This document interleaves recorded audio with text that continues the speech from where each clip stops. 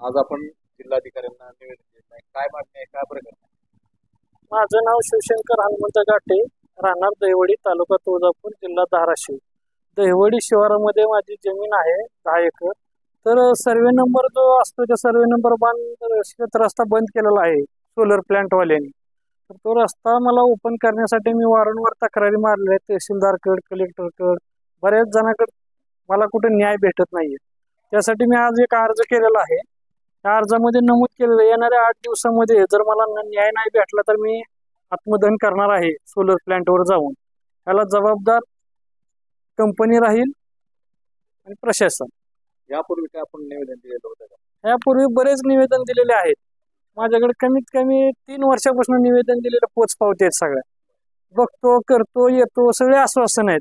कोणी काय याच्याकडे सगळे दुर्लक्ष करत आहेत. आता आपली मागणी काय आहे? माझी मागणी आहे की मला जो सर्वे नंबरचा जो शेत रस्ता आहे तो ओपन करून पाहिजे.